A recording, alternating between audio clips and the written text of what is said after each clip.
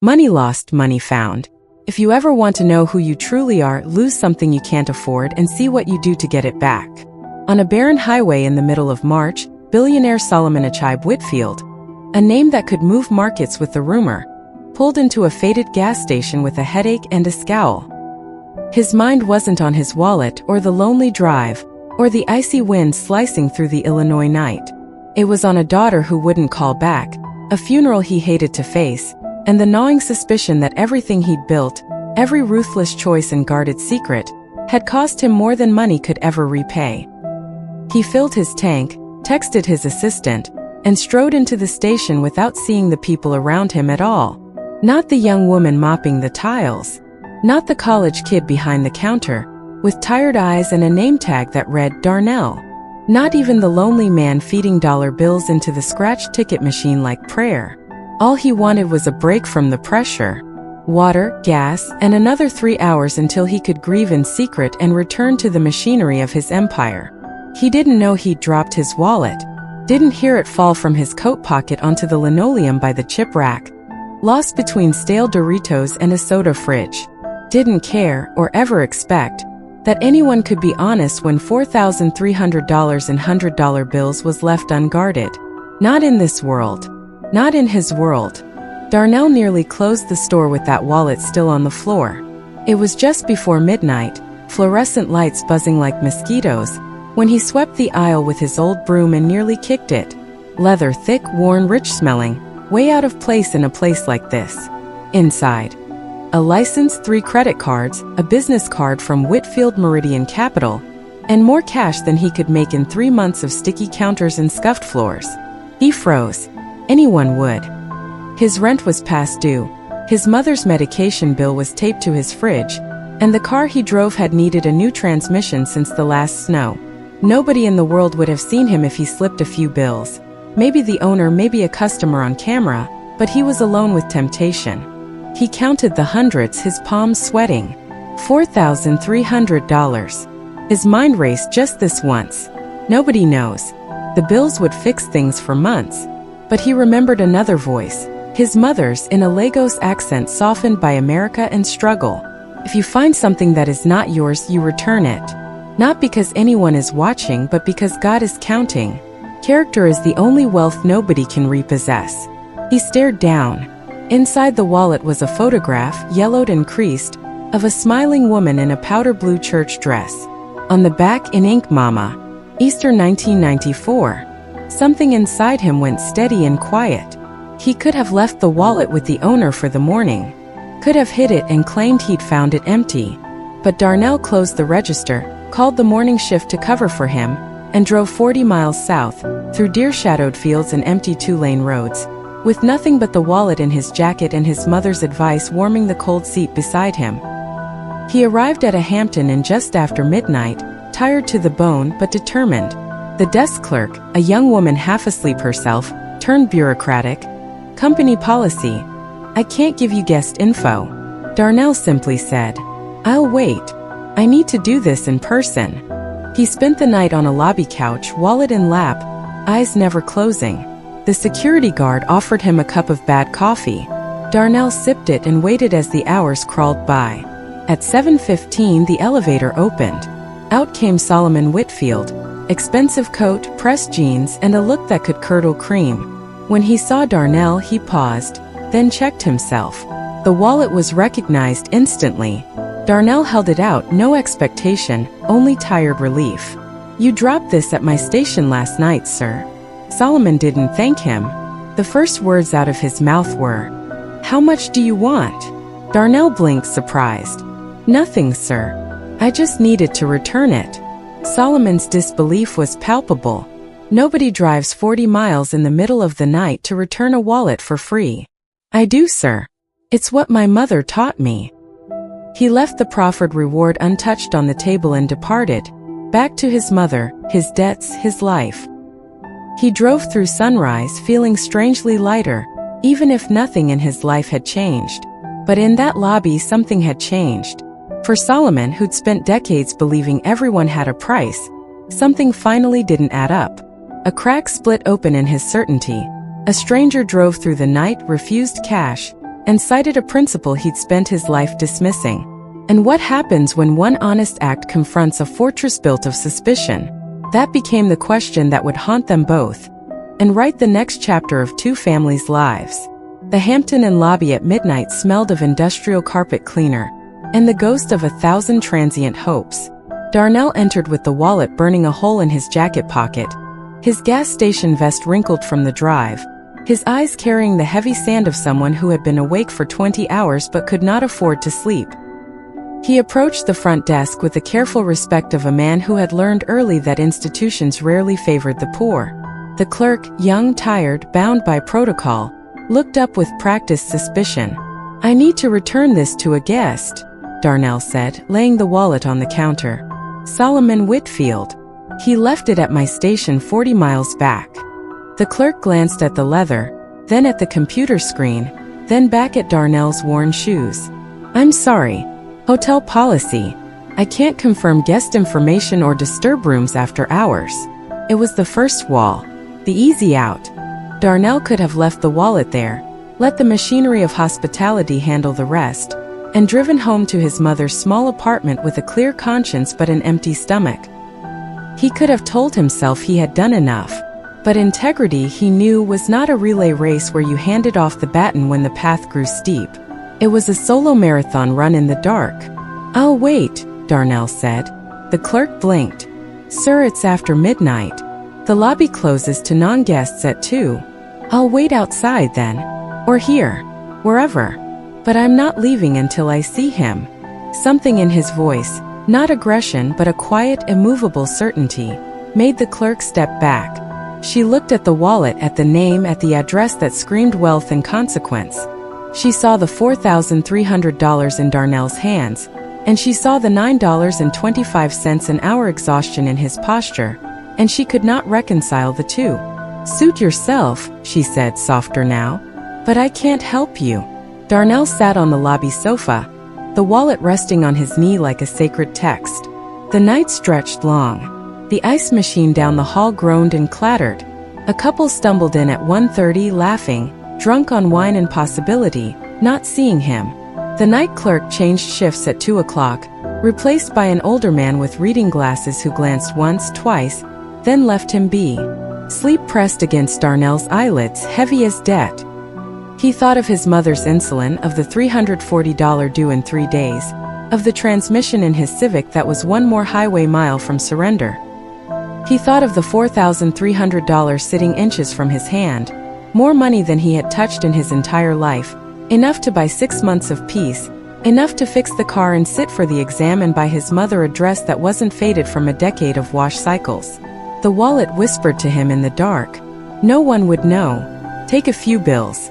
He's rich. He won't miss it. You've earned it just by being here."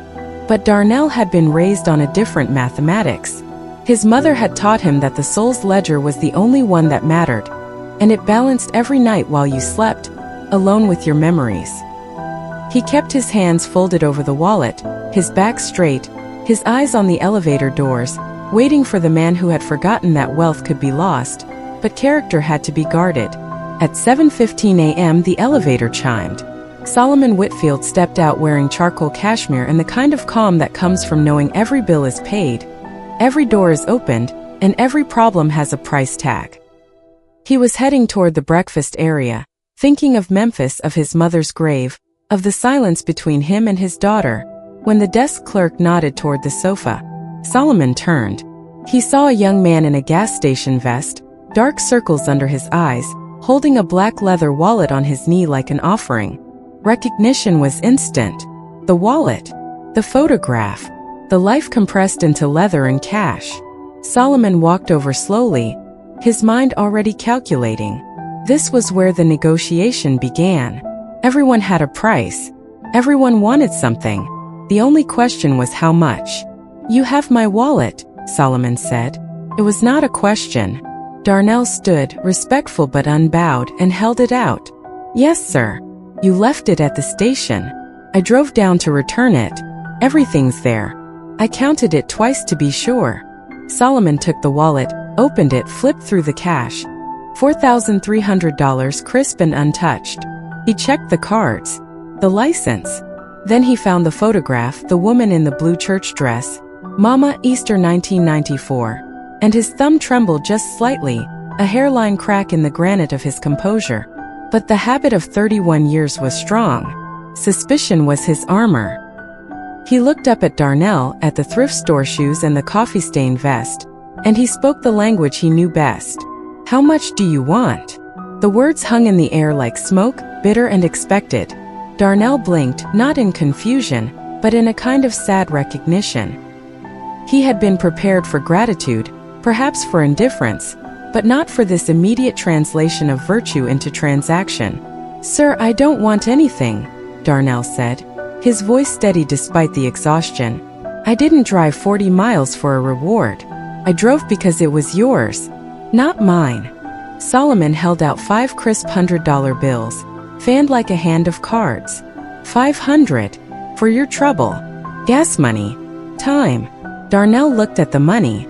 $500. More than he made in a week of double shifts. Enough to buy the new CPA study guide, the one he couldn't afford. Enough to fill his mother's prescription with change left over. He looked at it and he saw the trap. Acceptance would confirm everything this rich man believed. That the world was a marketplace, that loyalty was rented, that Darnell's integrity had been a holding pattern until the real payment arrived. No thank you, Darnell said. Solomon's hand stayed in the air, the bills rustling slightly. Nobody does this for free. Nobody drives through the night, sits in a lobby for 7 hours, just to hand over $4,000 to a stranger. You want something. Everyone wants something. Darnell met his eyes then. Really met them, the gaze of a man who had nothing to hide and therefore nothing to fear. My mama would say I did it for free, Darnell said quietly. I'd say I did it because it was the right thing to do. And where I come from, those are the same thing. Solomon slowly lowered his hand. For the first time in 3 decades of deals, acquisitions, and negotiations, he was speechless. He stood in the lobby of a mid-range hotel, holding a wallet that had been returned not for gain, but because a young man making $9 an hour had decided that some things could not be bought. The morning light slanted through the lobby windows, catching the dust motes in the air, illuminating the space between them. A billionaire who had built an empire on the certainty that everyone had a price, and a cashier who had just proved him wrong for the cost of $22 in gas and a conscience that would not bend. Solomon put the money back in his wallet.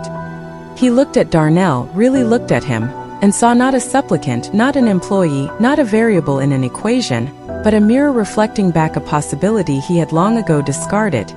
That the world was not only a jungle of transactions, but a community of trust.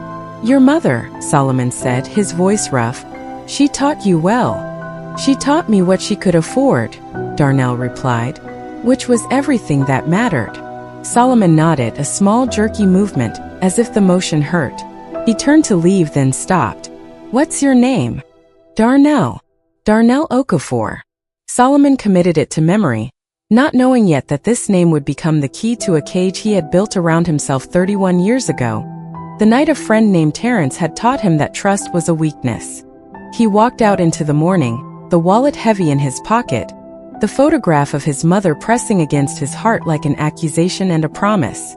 Behind him, Darnell sat back down on the sofa, suddenly dizzy with exhaustion and the weight of refusal. He had turned down $500. He had nothing but the fading adrenaline of righteousness and the long drive back to a life that was still breaking him, piece by piece. But as he walked out to his Civic, the check engine light glowing steady orange, Darnell smiled. He had passed the test that no one had set for him. And somewhere in the universe, he knew his mother was counting. Not the money, but the moments when her son had chosen to be the man she raised. Not the man the world tried to buy. The wallet had changed hands. But the real exchange, the beginning of a transformation neither man could yet see, had just begun. Solomon drove south, his hands steady on the wheel but his mind running ragged race lines. The radio was off. He didn't want to hear sermons about mercy. Didn't want music he couldn't control. The highway was empty and so somehow was he. He made Memphis by late morning, parked the Mercedes beside the cemetery's low stone wall, and walked with slow measured steps past small, weathered graves. He brought peonies, his mother's favorite, strong and bright even as petals wilted. He sat beside her name, beside the headstone that marked both an ending and all the love that had ever truly felt safe. For almost an hour he said nothing at all. The wallet sat heavy in his pocket. He pulled out the photograph, the one marked Mama, Easter 1994, and studied her eyes. What would she have said seeing him now? He thought he knew. If you find something that's not yours, you return it. He closed his eyes against the sunlight and the ache of memory. He remembered being 6. He remembered a time before numbers. He remembered his mother humming softly, folding towels in their tiny kitchen, saying, "The only thing a man keeps forever is who he chooses to be." He had believed her once. Before life rewired him. Before betrayal and profit and lessons in power changed necessity into doctrine. Everybody has a price. He returned to Chicago with a question echoing in his chest. What if I was wrong? But Solomon Whitfield didn't act on feeling. He calculated. Back in his office, he ordered a quiet dossier on this Darnell Okafor. All publicly available. He read it twice. A partial scholarship student, dropped out to care for an ailing mother, buried in medical debt, $625 rent, $340 insulin, $12,000 in bills, a Civic on its last legs, failed the CPA by 4 points after a 20-hour workday. This was need, not want. Need. The math hit him harder than any negotiation he'd ever lost. He set the file aside, then stared at the photograph on his desk. The photograph he'd never shown another soul in 30 years, now burning a hole through his resolve. He called his assistant. Find out everything about the CPA process. Requirements. Timeline. Costs. I want details tomorrow. He went to bed for the first time in years without checking his email, without counting the day's profits. Meanwhile, Darnell was back behind the counter, measuring time by candy bars and customers. He hadn't told his mother about the money, the wallet, or the refusal. She had enough to worry about without hearing how close her son had come to relief, only to turn it down. Instead, he worked and he studied and he fought the small voices of regret. His Civic's engine stuttered a bit more each morning. The hospital bill reminder glared from his phone. His mother's smile was a little thinner after each appointment. But when she thanked him for her insulin, when she laughed over chin-chin and plantains on Sunday, he felt something steady. I am surviving without selling my soul. Midweek, a family came into the gas station. Mother, 3 kids looking lost, asking for directions in accented English. Map apps had failed. Darnell didn't just point.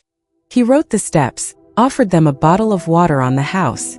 Thank you, the woman smiled, and a daughter waved shyly as they left. Small thing, but it mattered. The next day, a manila envelope appeared on Solomon's polished desk. Inside, everything about Illinois CPA certification, test dates, prep classes, average costs, state exam requirements. Without fully knowing why, Solomon wrote another email. Arrange these for Okafor. Quietly. He stopped, hesitated, then added, make sure his mother's medical situation is considered. Is there a way to extend our employee plan as a sponsorship? Then he called his driver, had him take the envelope to Darnell's address with a simple note. See that good things find those who refuse to let go of what's right. If you accept, show me what you can do. SW he signed with initials only. No promises, no handouts, just an open door and a test. What does a man do with opportunity as pure as temptation? That evening, Darnell returned from a late shift to find the envelope on his mailbox. He opened it sitting on the steps of his building, night air sharp, his hands shaking hard. Reading the letter, hope started as shock, then fear. Was this some test to see if he'd break, or a scam, or a miracle with strings? He knocked on his neighbor's door and asked for a second pair of eyes. It's real, Darnell, old Mr. Boone, a retired HVAC guy, said quietly. Sometimes good things really do come around, once for every 9 storm clouds you've survived. But Darnell couldn't celebrate. Not just yet. He walked inside, called his mother, told her everything. She wept, then prayed for 10 minutes straight. If God opens the door, she said, you walk through it. You do not fetch water with shaken hands. But integrity had to walk beside gratitude. Darnell called the number on the letter, left a message. "Sir, thank you. I want to earn this, not take it for granted. I'll show you the man you bet on." He signed up for the next exam dates, enrolled in every prep session, and worked overtime to pay for anything the envelope didn't cover. He slept in 4-hour shifts, studied between register shifts, and never borrowed a single dime from the gift. Even opportunity, he believed, should be handled with honor. He was exhausted, but he was moving, climbing, not just floating. Step by tiny hard step. Back in Chicago, Solomon watched every step from a distance, not to control, not to test, but to bear silent witness. He sent no emails, made no calls, asked his executive assistant to check in only when Darnell's mother's prescription needed to be renewed. But in private, he found himself thinking differently about every handshake, every negotiation, every time he caught himself thinking, everybody has a price. Because if a kid with nothing would drive 40 miles through the night and turn down an easy payday just to do the decent thing, maybe, just maybe, everything Solomon had told himself about the world was a little less true now.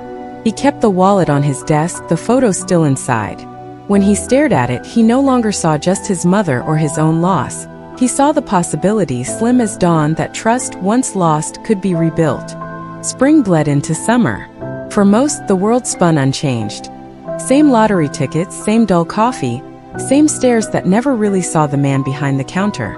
For Darnell, every day was a double life. Cashier by night, student by day, and a son whenever he could fit his mother's world into the narrow margins between shifts. He studied in stolen hours, marked notes in the margins of his battered CPA guide. The money from Solomon's silent, indirect, never mentioned by name, helped crush his debt and buy the mock exams and online prep tools that had been luxuries before. But the weight of expectation pressed, too heavy and familiar.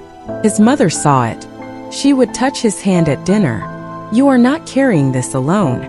God counts every midnight you give up for our future." Some nights he believed her. Some nights he only pretended. A week before the exam, the Civic failed. The engine rattle became a death knell on an empty street after his shift. Darnell called for a tow. The bill landed on his doorstep like another storm cloud. He hesitated. Use the emergency fund from the sponsorship or admit defeat. He paid the tow from his own wages, took the bus for 2 hours each way after that. Stubbornness was the only wealth he'd inherited in abundance. Meanwhile, in Chicago, Solomon's life, untroubled, scheduled, gilded, met a test of its own. A senior partner embezzled nearly $3 million, found by auditors in a web of false invoices that should have rung alarms months before. Solomon took it hard, not for the money but for the betrayal. Another Terrence 30 years later. Even his assistant noticed the old coldness creeping back. He stormed into boardrooms. "We hire for results, not for background. Do you see now what trust gets you? I have spent 30 years asking for loyalty and paying in dollars, and what comes back? Lies." No one dared answer. But inside, Solomon heard an unwelcome echo. Would Darnell have done this? Would he have broken when the chance came? Night after night, he walked the city in long, silent circles. Each step chewed at his certainty. He did not call Amara. He could not find the words. The day before the CPA exam, Darnell's nerves failed him. A headache spun at his temples, his chest tight. He texted his mother. "What if I fail again?" She replied. "The only failure is giving in to fear that doesn't belong to the man you became." Who returned that wallet, Darnell? He stared at her words. Then he prayed, not for a passing score, but for the strength to keep moving if he stumbled. In the test hall, his hands shook filling in the registration number. But when he opened the booklet, saw the numbers and case studies and word problems stacked like bricks on a wall, he saw paths, not obstacles. He heard his mother's voice in every margin. Do right by people who depend on the math. He worked until his pencil dulled, checked each answer, handed in the booklet, and walked outside into dizzy sunlight. He called his mother. "I finished." "Did you pass?" she asked. "I don't know. But I finished." She laughed, the beautiful, still hopeful laugh of someone who had survived bigger failures. Solomon read the news of his company's internal scandal with fury, but also with an unexpected softness. He remembered the young man at the hotel lobby who had made nothing of temptation, who had refused a gift because the act itself was the gift. That same afternoon, an email arrived. Results released for CPA examination. Login for notification. He did not have Darnell's login. He would not invade that privacy with all the power in his hands. Instead, he sent a simple message. Whatever comes, know that earning trust takes more than passing a test, but you've taught me more about that than any accountant in this building. Darnell read the message hours later, anxiety crashing in wave after wave. But there was something else, a sense that win or lose, he was finally allowed to hope for things to turn out right. A week passed. At 6:04 in the evening, Darnell's phone buzzed. CPA exam results pass. He sat on the bus, eyes stinging, not from the victory itself, but from the memory of every hour that had nearly broken him. He forwarded the email to his mother. She called, voice shaking. I told you, Darnell. I told you God is counting. All across that city, the world kept moving, but in one apartment, a door finally opened. Tomorrow and the day after might be just more work, but tonight, for once, the climb paused. He allowed himself tears and then finally sleep. Meanwhile, Solomon stopped in his tracks in the Chicago office parking lot when he saw an unfamiliar number calling. Sir, it's Darnell. I passed. I wanted you to hear it first. Solomon let the phone rest between their silences. You did it, not me. I didn't do it alone, Darnell replied. Thank you for believing I could. Solomon hung up, but not before he whispered, that's our account finally balanced. For the first time since he built his empire, Solomon let the satisfaction be simple, untainted by price tags or pride. Both men had weathered their hardest storms, but change would not be contained.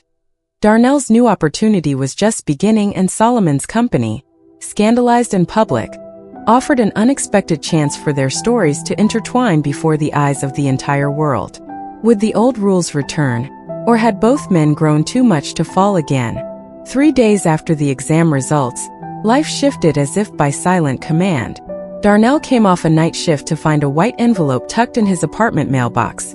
Not a bill, not a disconnection notice, but an embossed letterhead. Whitfield Meridian Capital, Office of the CEO. He opened it at his kitchen counter, the morning sun falling in stripes across the faded linoleum. It was a job offer. Not just an entry-level role, but a real first rung. A paid 1-year mentorship in the accounting division, salary enough to cover his bills, with full medical coverage for his mother. There was a handwritten note in the margin. You earned this. Show me that trust is stronger than fear. Show them all. S.W. Darnell stared. Joy warred with fear, the imposter's chill that said, not for people like you. Don't dare it. He heard his mother humming in the bathroom as she boiled Gary for breakfast. He called to her, his voice trembling. By the time he finished, she was crying into the phone, promising prayers for 1,000 years. Your father would have been proud. Your ancestors are proud. Go show them, Darnell. Go be the bridge for someone else when your time comes. He signed the contract that night. In Chicago, Solomon called a meeting with his board. Our house has been rocked. I made a mistake, hired smart people, trusted resumes, but forgot that character is the first reference. That changes now. He told them, without naming Darnell, the story of a $9 per hour gas station worker who refused a fortune for the sake of a clean conscience. There are 2 kinds of wealth, he told his VP. The kind that fills an account, and the kind the world can never buy back. The room, full of those priding themselves on sharpness and results, squirmed at this new language. Was this weakness or a higher kind of calculation than they'd ever seen? Later, alone, his assistant caught him in the elevator. You're different lately. Softer, stronger, both. What changed? Solomon smiled just a little. I stopped mistaking price for value. The first week of Darnell's new life felt like standing at the summit of his old dreams, but staring at a mountain range still ahead. The office was polished, his co-workers curious, sometimes skeptical, sometimes outright doubting. A charity case, Solomon's morality PR. Perhaps a mascot for a crisis-hit company. At his desk, Darnell found a mug inscribed, "Numbers don't lie." He kept quiet, wrote thank you notes to the assistant managers who showed him the ropes, and learned every system he could on his own time. Not everyone made the climb easy. A senior analyst, Mr. Bryant, sneered to a colleague. Let's see if Miracle Boy catches on, or if he'll end up back selling cigarettes before Christmas. Darnell heard, and decided to become twice as indispensable as anyone expected. Outside of work, the news of Solomon's internal scandal made business pages and gossip columns. Trust crisis at Billionaire's empire. Can a new generation save it? Headlines made much of a rumored integrity mentorship and Solomon's humanitarian streak. Some praised it, others called it naive. When a business reporter tracked down Darnell's old manager at the gas station, the man was proud to describe Darnell's honesty. Even let him borrow my necktie for the first day. Told him, never forget who you are, win or lose. There's good news in this country yet. The story traveled. In church sermons, African immigrant WhatsApp groups, accounting forums. Honest young man proves hope is not dead. Billionaire puts his legacy at stake. Some doubted, some envied, but from Lagos to Atlanta to the laundromats of Champagne, the name Darnell Okafor began to mean more than just another survivor. He was someone's son, someone's dream, someone's proof that the story did not have to end in cynicism. Meanwhile, Darnell's mom walked taller through her neighborhood. She told her friends, her pastor, anyone who would listen, "My son was the keeper of character for a powerful man. My son is the answer to my prayers." The hospital clinic called. Your prescription is covered for the year, courtesy of an anonymous sponsor. She knew who it was. She prayed for his family, even if she never met the man. Amara, Solomon's daughter at Spelman, saw her father's name trending on her social feeds. Curiosity warred with pain. Had he really changed? She called him voice careful. I saw your name in the news integrity story. Was that you? For once, Solomon replied. It's not about me. It's about a young man who made me remember the person your grandmother wanted me to become. Is he for real? Amara pressed. Or did you just buy a scapegoat? He's as real as you hoped I could be. Prove it. Let me meet him. Let's make this more than a headline. A week later, Solomon brought Darnell to lunch with Amara. The conversation changed everything. Thank you, Amara said, eyes shining. You might have given my father a second chance to come home. If I did, Darnell replied. He earned it. He left that day not as a charity case, but as a man who had changed a family's legacy with nothing but a midnight drive and a refusal to sell his soul. The accusation arrived not as rumor but as headline. Whitfield's honesty mascot under fire, former gas station cashier accused of embezzling funds. It ran in the morning edition of the Chicago Business Journal, splashed across financial blogs, forwarded in WhatsApp groups, discussed in break rooms from Lagos to London. A rival bank executive named Marcus Vane had filed a formal complaint, alleging that Darnell Okafor had siphoned sponsorship money into personal accounts during his mentorship period. The audit was already underway. Reporters were circling. The Okafor Financial Services storefront was being photographed by journalists before its first client even walked through the door. Darnell read the article in his apartment, shaking so hard he nearly dropped his phone. His mother's breakfast went cold beside him. She asked what was wrong and he couldn't speak. Solomon called him within minutes. Do not panic. Tell me everything. Now. Between them, they pieced together the truth. Marcus Vane had been a junior analyst fired 3 months ago for inflating expense reports. He had seen Darnell's hiring, seen the media attention, and decided to weaponize his own failure by manufacturing one against the man everyone was calling integrity personified. The evidence he'd submitted? Altered screenshots of internal transfer logs, fabricated email threads, and one real detail twisted into poison. Darnell had indeed authorized a payment to cover his mother's insulin prescription under the employee health plan. That single legitimate act had been repainted as theft. Why would someone do this? Darnell's voice cracked. I never hurt him. Because your existence proves his dishonesty, Solomon said quietly. You are the mirror he cannot face. And mirrors make certain men violent. The next 72 hours were the longest of Darnell's life. The board demanded an emergency meeting. Some directors, embarrassed by the publicity, wanted distance. Suspend the mentorship, Issue a statement distancing Whitfield Meridian from Okafor until cleared. Others stayed silent, calculating which side history would favor. Solomon stood at the head of the table, papers spread before him, and spoke with a calm that shocked everyone present. This young man returned $4,000 that could have changed his life. He refused $500 more because taking it would stain something sacred. You want me to abandon him now because a disgruntled former employee forged documents? Then you don't understand what this company is about to become. I am not building profit anymore. I am building proof that trust is not a strategy. It is a practice. And if we fail this man today, we fail ourselves forever. He turned to the legal team. Release everything. Every transaction, every authorization, every timestamp. Let the world see. We hide nothing. The room fell silent. One by one, board members nodded. Not because they were converted, but because they recognized that the alternative, betraying integrity publicly after branding themselves around it, would destroy whatever reputation remained. Outside the corporate tower, the city watched. Amara flew in from Atlanta. She found her father in his penthouse, staring out at Lake Michigan, hands clasped behind his back like a general awaiting battle reports. You could have cut him loose, she said gently. Saved yourself the headache. And lost my soul in the process, Solomon replied without turning. I spent 30 years saving myself. Look where it got me. Alone in a room full of things I can't eat or talk to. He faced her finally.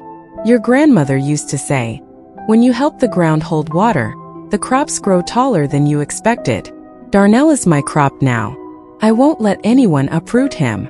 Amara hugged him then, and for the first time since childhood, she felt her father's arms hold her back just as tightly.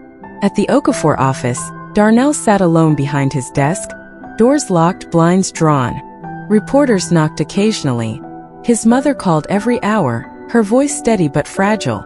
He thought about running, not from guilt but from the weight of being a symbol when he only ever wanted to be honest. His phone buzzed. A text from an unknown number. Stay. Fight. We are watching. The truth always wins. Dozens more messages followed, from old gas station customers, from classmates, from strangers who had read his story and refused to believe the lies. One message made him weep. My mom is a cleaner. People look down on her too. You're showing us we matter. Don't quit. He wiped his eyes, stood up and unlocked the door. The press conference happened 48 hours later. Not in a polished hotel ballroom but in the modest lobby of the Okafor office itself. Clean white walls, a coffee maker humming, a handmade sign that read, Everyone welcome. Darnell wore the same thrift store shirt he'd worn to interview at Whitfield Meridian, now pressed and clean. Solomon stood to his left, Amara to his right. Behind them sat Darnell's mother in her best head wrap, hands folded, Bible on her lap. Reporters crowded the sidewalk. Cameras flashed. Microphones were thrust forward. Solomon began. We are here not to defend accusations, but to demonstrate transparency. Everything Darnell Okafor has done with company funds is documented here. He handed out packets, complete records, timestamps, pharmacy receipts for medical coverage, nothing redacted. A journalist pointed to the insulin payment. This looks like personal use of business funds. Darnell leaned into the microphone. That was my mother's medication. I authorized it through the employee health plan exactly as the policy allows. My mother has type 2 diabetes. Without this coverage, she cannot afford treatment. If caring for your mother while following proper procedure is a crime, then I am guilty. But I will do it again. Because some values cost more than public opinion. The room held its breath. Another reporter turned to Solomon. Mr. Whitfield, why risk your empire on a nobody from a gas station? Solomon smiled, small, tired, genuine. Because he taught me something the Ivy League never did. That wealth without integrity is bankruptcy disguised as success. I would rather lose everything with people like him than keep it all surrounded by people like Marcus Vane. The soundbite traveled faster than light. Within hours it was memed, quoted, shared across continents. Wealth without integrity is bankruptcy disguised as success. Marcus Vane's case crumbled within a week. Forensic auditors exposed his fabrications. He was charged with filing false complaints, defamation, and attempted extortion. When his mugshot appeared online, the same comment sections that had doubted Darnell now destroyed Vane's name with the same ferocity once reserved for the accused. But Darnell didn't celebrate. He went home, cooked rice and stew for his mother, and listened as she prayed over the meal with more fire than he had ever heard. "God did not bring you this far to drop you," she said between bites. "But he also brought you here so you could show others how to carry themselves when the world tries to push them down. Eat. Strength returns on a full stomach." Darnell ate.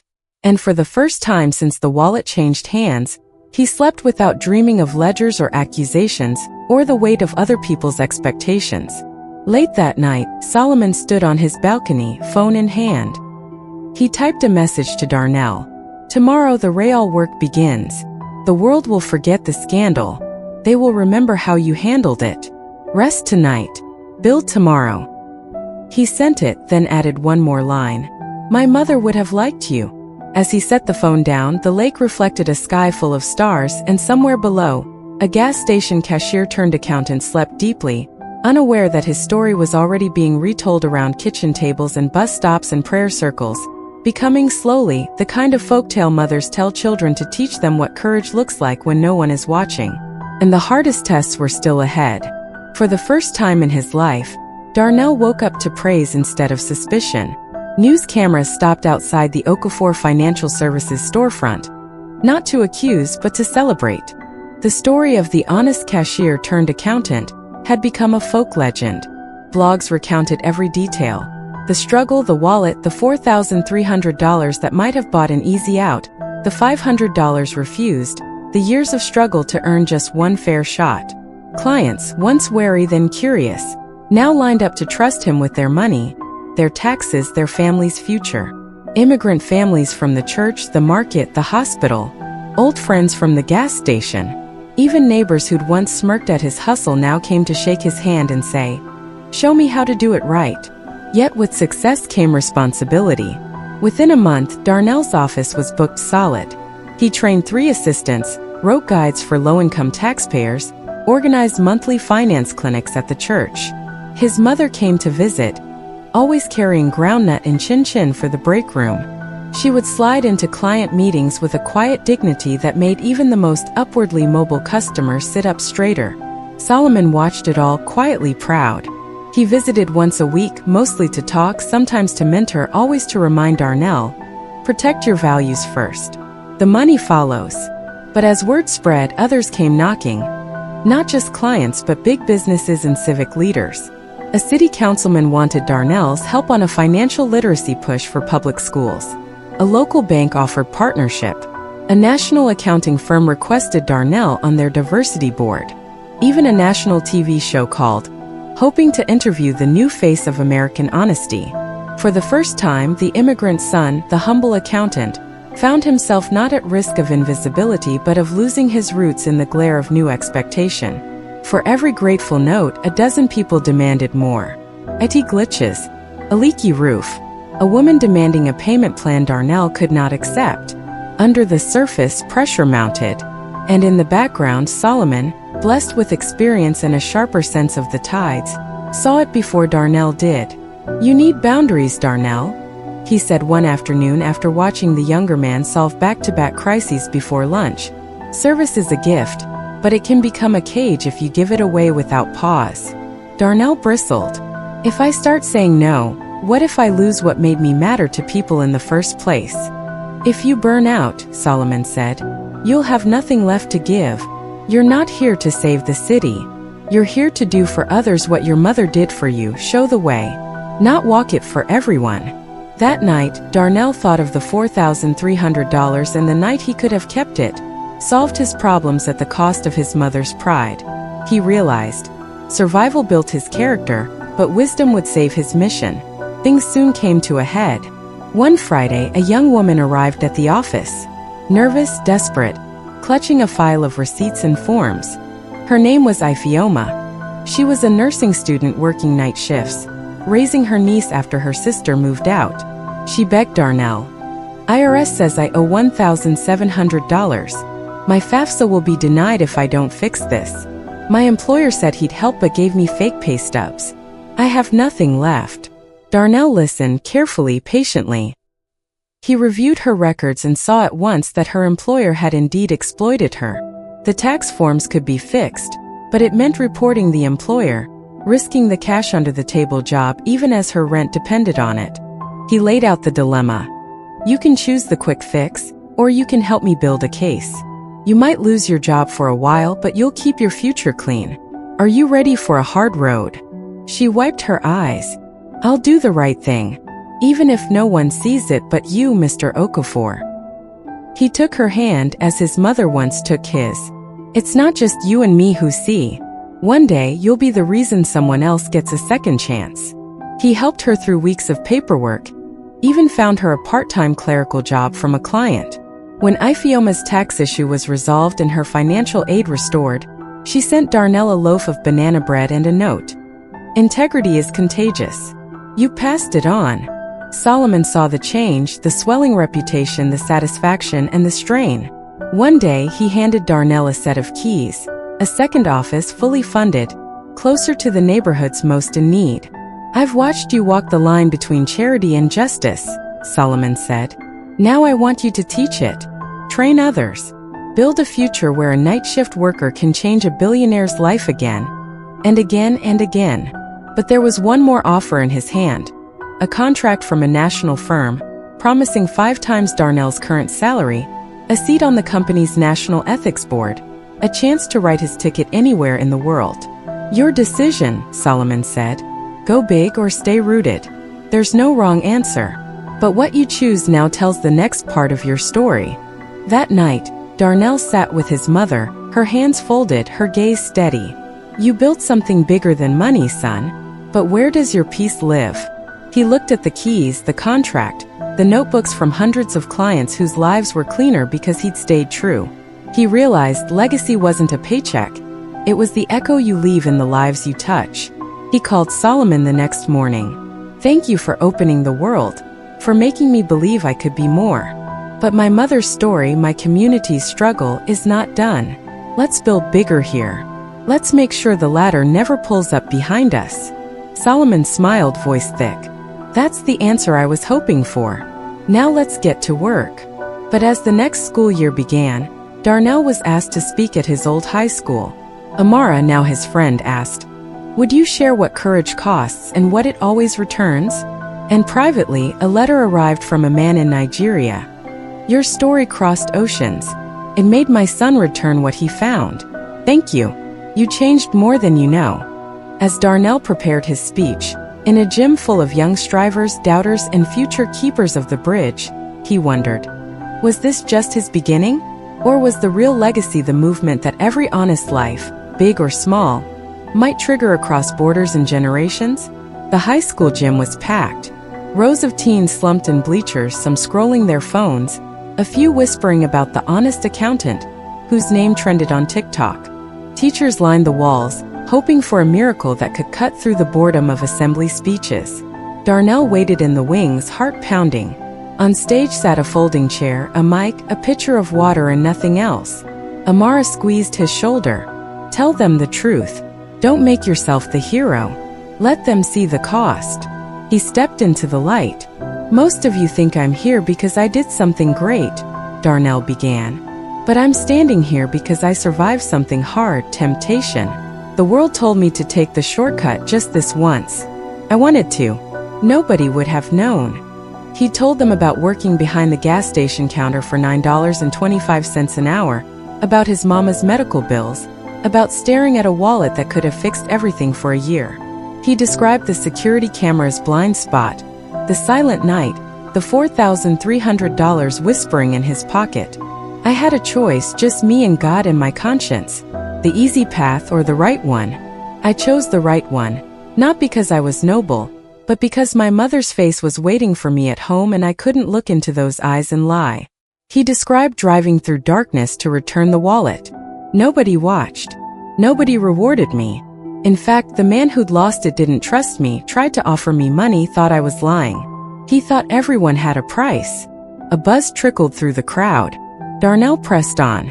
But here's what I learned. The price of honesty is everything you want now, and the reward is everything your grandchildren will whisper about you one day. Integrity isn't some pretty speech. It's a tax on your comfort. You pay it in anxiety and hunger in being called a fool. You pay it long before anyone cheers for you. But when you pay it, you build a bridge. And sometimes the richest man on earth will need to cross it just to remember he used to believe in good things. By the end, every phone was down. Quiet had fallen. A young girl in the front row lifted her hand. What if you'd kept the money? Would your life be better? Darnell smiled. Maybe for a little while. But when you sell your integrity, you always end up paying interest. You spend the rest of your life searching for what you lost. And it's never enough. Take it from someone who's been poor. It's better to be broke than broken. The teacher closed the event with a prayer. And as the kids filed out, dozens approached Darnell with small notebooks, asking for autographs, advice, or a blessing for their parents. He wrote the same thing on every slip. Your story is not written by your mistakes, but by your courage to face them. That evening, he received an email. Subject line: from Lagos to Chicago. A man named Chuka Okafor, no relation but a surname in common, thanked Darnell for his story. My son, 12 years old, watched your interview online. He found a wallet after school. Some money inside, some bills, a local ID. He brought it home. My first thought was to borrow just a note or two. He looked up at me and said, "If you lie for small, you will lie for big, Papa." We returned it the next day. It was not much, but it was the right thing. I told my boy he was a king just for that day. Darnell printed the email and pinned it to the office bulletin board. Below it, he wrote, "Start the ripple." Meanwhile, Okafor Financial Services became more than an office. It became a movement. Former clients became volunteers. Churches nationwide requested seminars for immigrant families. Solomon funded the expansion of a new mentorship program, now named Mama's Bridge, in honor of both their mothers. Darnell trained high school interns, kids who reminded him of himself at 16, kids who, like him, wanted to believe that good was not weakness but destiny. He made sure every trainee understood the mantra. When no one is watching, who are you really? Be faithful to that person, not the face you wear for the crowd. Local press did features. His story appeared in a children's book. Even the skeptical TV anchor who'd first doubted him brought her own mother to the office for tax season, asking sheepish advice. Behind the scenes, Solomon watched his own legacy changing shape. He ate lunch in the staff cafeteria, shook hands with postal clerks, asked about children, not investments. For his birthday, he invited Darnell, Amara, and their families, not to his penthouse, but to a rented park pavilion in a working-class neighborhood. He gave a speech few expected. I built an empire on the idea that everyone could be bought. It took losing $4,300 in a forgotten wallet to find what I could never buy back. The truth that loyalty is an investment with infinite compound interest. My wealth will die. My story, if built on trust, will outlive every number on my ledger. The crowd clapped. Amara wept openly. Solomon smiled. But the greatest reward was always private. On a sun-bleached Friday, Darnell's mother, now healthy, insured, every prescription covered, surprised him with a printed collage. Photos of his old gas station, his passport, his earliest client check, and in the center, the blue-dressed woman who started it all. Mama. Easter 1994. "We are every road we travel, son," she said quietly. "All your miles paid off at last. But promise me, leave that road open for the next traveler. Don't pull up the ladder." He nodded, speechless, heart lightened and burdened all at once by possibility. But as the Okafor offices expanded citywide, one anonymous tip arrived alleging a small error. A forgotten payment, a client missed, a possible threat to the movement's reputation. Would all his good deeds be washed away by a single slip, or would the truth and loyalty he'd built see him through the next storm? And was this the test every leader who changes the game must eventually face? Can the value you've lived by withstand the mistakes you're sure to make? Autumn in Chicago brings a new kind of chill. The air sharpens, the city grows cautious, and every success story waits for the other shoe to drop. Darnell was cleaning his desk when the call came from the State Board of Accountancy. "We have received an anonymous report. Possible pattern of delayed client refund transactions, and an unclosed file from 2 tax seasons ago. "Are you available for an interview?" His heart dropped, cold as a dropped coin in winter slush. He asked questions, got only polite warnings. "You are not under investigation. Just routine. Bring your files." He hung up. Sweat prickled at the back of his neck. It was everything he'd feared in the old nightmares. The moment all his good work could unravel from a mistake he hadn't seen or some lurking vindictive hand. He checked the file in question. There it was, half completed. A client who moved without forwarding address. A check issued but never deposited. 17 months ago. Could this be enough to append everything? To repaint trust as carelessness? Were all the lives changed, the ripples of hope, about to be sucked into scandal for one missed detail? He called Solomon immediately. "I made a mistake. I missed a file, they're checking my records. Maybe I was careless. What if this cancels all the good I've tried to do?" Solomon's voice was steady, older, softer than when they first met. "Perfect people don't build trust, Darnell. Transparent ones do. You didn't steal a cent. You didn't hide a dime.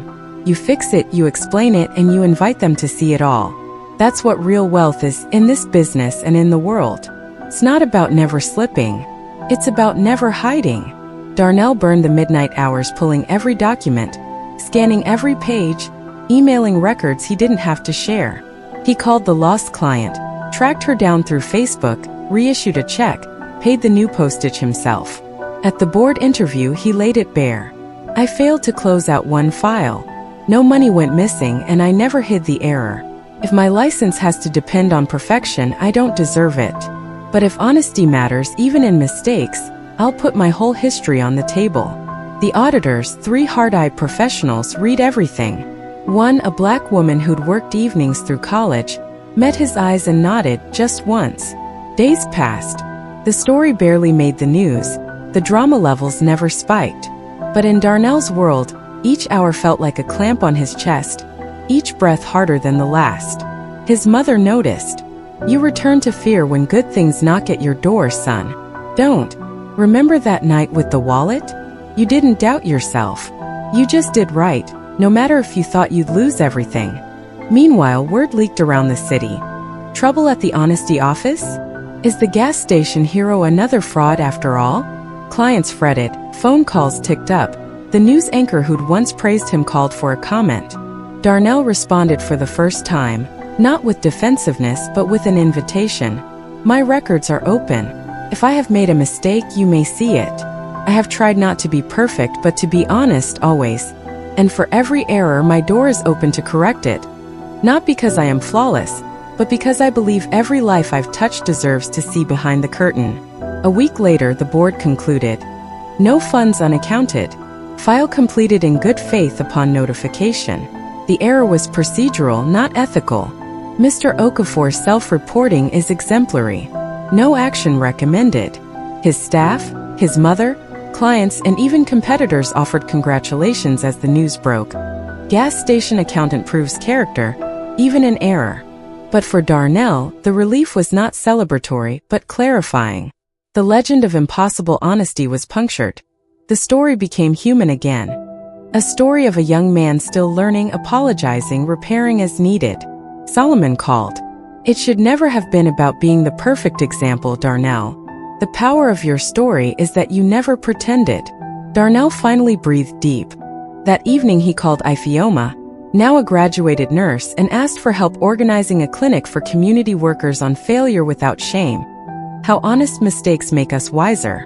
As word of the cleared investigation spread, new clients flooded in. Families with small errors, business owners ashamed of bookkeeping gaps, single parents new to the system. The message, repeated by Solomon and Darnell alike, reached farther than before. Do it right because you can. Admit it when it's wrong because you must. That is the only way a city outgrows the fear of failure and the tyranny of cover-ups. Legacy, Darnell realized late that night, would not rest on a story of a wallet and a drive through darkness, but on every ordinary admission of imperfection that followed. He sat with his mother, watching her healthy and joyful at the kitchen table, and said, "I'm not afraid to make mistakes anymore. As long as I don't hide, I am free."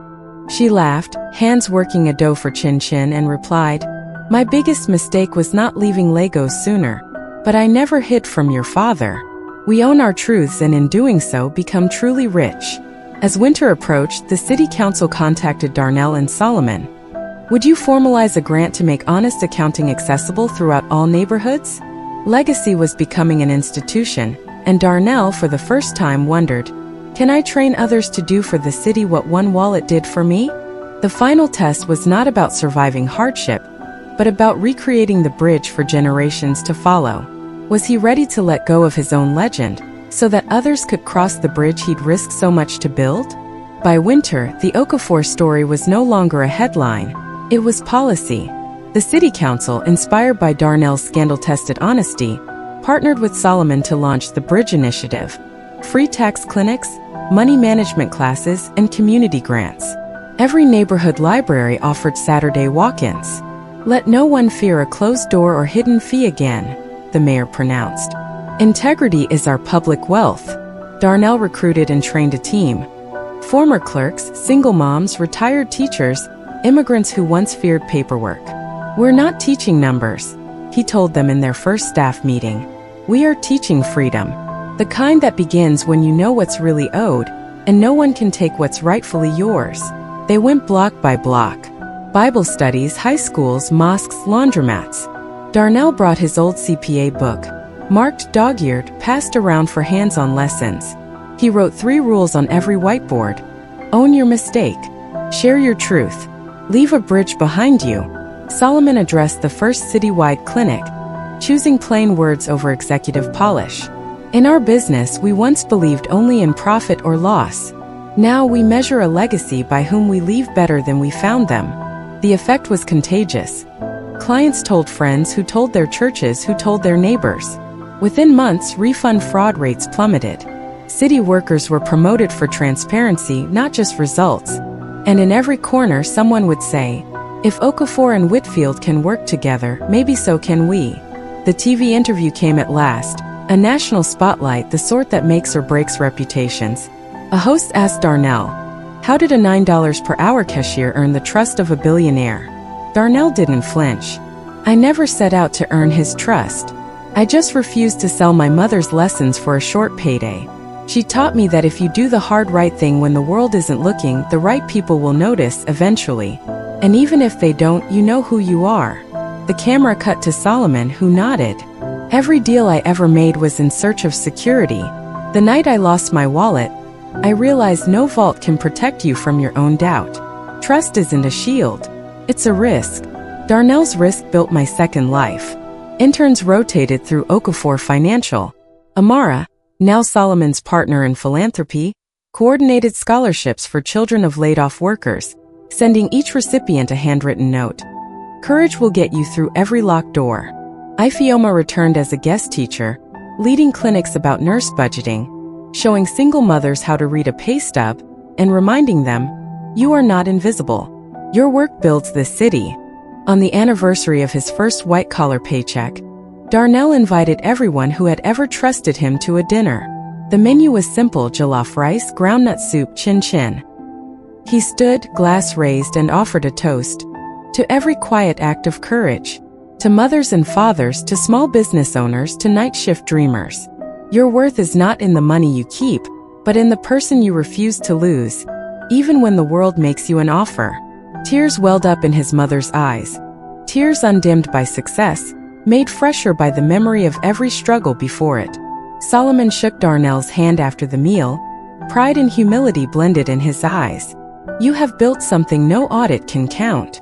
That night, Darnell sat alone, looking at the collage his mother made for him. One photo at the center, the woman in the blue church dress, Solomon's mother too, now claimed by a new son across miles and stories. He whispered, "We made you proud, Mama. All of us." The final ripple came quietly. 2 years to the day since the wallet's return, a letter arrived from a middle school principal in Lagos. Your story has traveled here, Mr. Okafor. Our students now compete, not to see who is cleverest, but who can out-honest their friends. You have made honesty the prize. Darnell framed the letter. Underneath he wrote a new mantra. Wealth is not what you have. It is what grows after your courage falls like seed. One spring evening, Darnell closed the office and walked home through the city, past people arguing, laughing, hustled, past the gleam of towers and the warmth of corner markets. At the crossing, he met a young man hesitating by a dropped wallet on the curb, clean brown, overstuffed with cash. Their eyes met.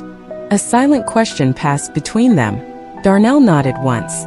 "Do the right thing." The boy picked up the wallet, turned, and ran toward a distant voice. "Hey sir, you dropped this." Darnell smiled, heart full, at peace with the world's messy hope. In every city, in every life, a test will come. Sometimes loud, sometimes silent. What we do when no one is watching decides who inherits the future and who keeps running from the past. A year after the Bridge Initiative launched, Solomon and Darnell were invited to keynote a summit for young entrepreneurs and city leaders, people who wanted to believe honesty could still change everything. Darnell sat quietly before taking the stage. He thought of every face.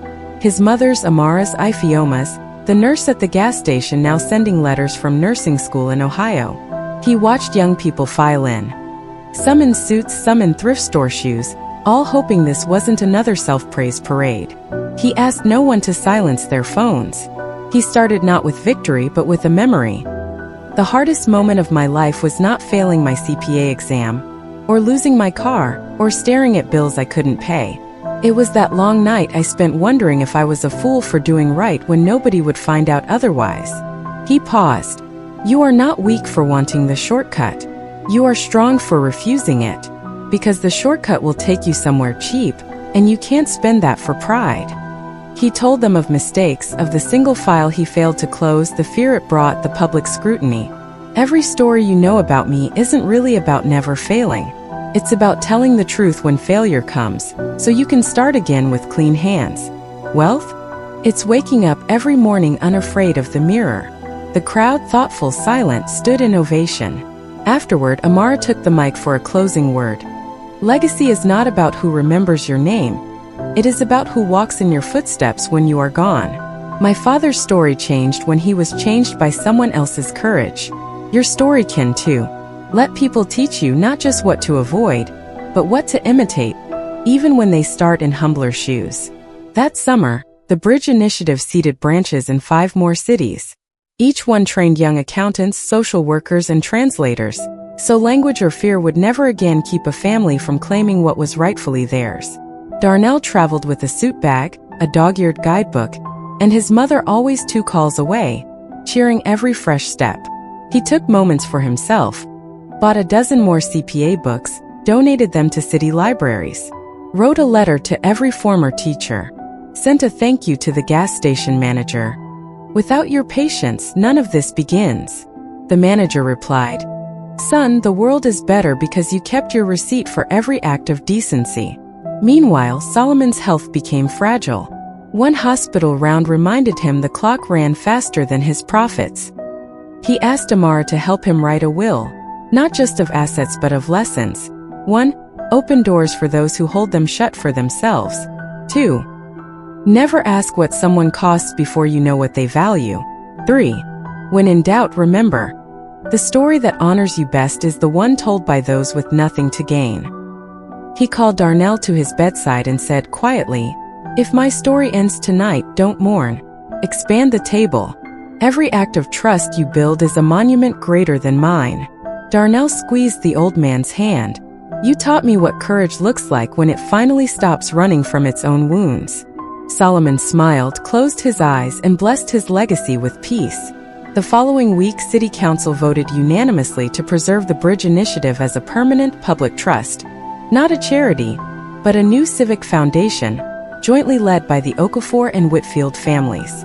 At the dedication, a brass plaque bore both family names and the old enduring proverb, "Character is not what the city says about you. It is the echo your decisions leave after you're gone." The night before the new office opened, Darnell stood on the same sidewalk where he once found a dropped wallet. He watched the streetlights gleam over cars, lovers walking hand in hand, and a group of teenagers tossing a battered basketball against the curb. In this city, a city still bruised, still hoping, he felt for the first time not alone, but as if he belonged to a lineage of honest strivers. "Thank you, Mama," he whispered into the night, looking up at the scattered city stars. "We made it. And I'll keep the bridge open." The camera pans from Darnell's face to a bus stop across the street. A girl, no older than 16, hesitates as an envelope drops from the pocket of a tired old man getting on the bus. The world slows as she stoops, picks it up. A small choice in a big city. She weighs it, looks across the avenue. For a moment, she meets Darnell's gaze. He nods encouragement, passing the torch without words. She steps forward, taps the old man's shoulder. "Excuse me, you dropped this." He thanks her, she smiles. The bus drives off, their hands waving, never to meet again. A story ending before it's told. A new bridge quietly begun. The final act is not the hero's triumph, but the courage planted in strangers unseen, sown again and again. The city woke early that day, the way it always does before a new chapter begins. Taxis honked. Street vendors prepped the morning's menu. Children ran with the last of the cold, clutching bread and last-minute lessons, unaware of how much of the world is shaped by small, quiet hands. On the corner of University Avenue, inside a small office with the name Okafor Financial Services freshly carved above the door, Darnell stood alone. He ran his palm along the desk his mother had polished 1,000 times since moving from her apartment into a small house on the city's east side. A home she insisted still smelled like palm oil and prayers.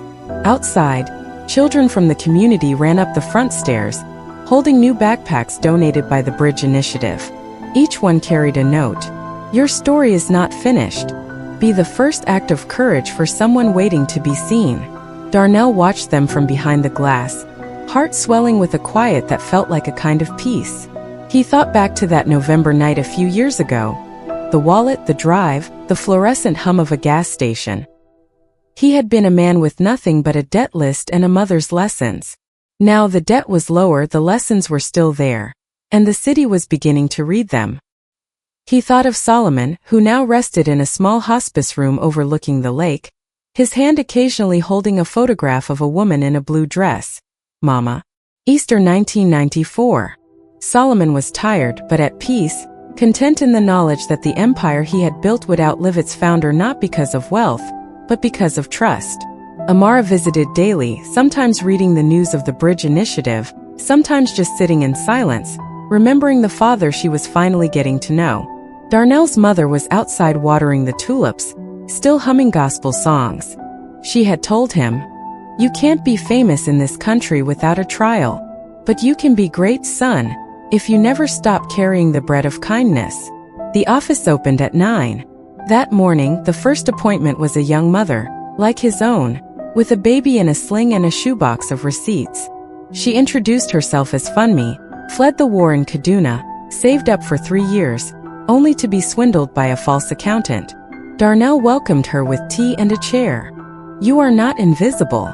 We will go through every paper together." Funmi's eyes teared up. "My husband stayed behind," he said. "Go find good people. I prayed to find someone who would not cheat me.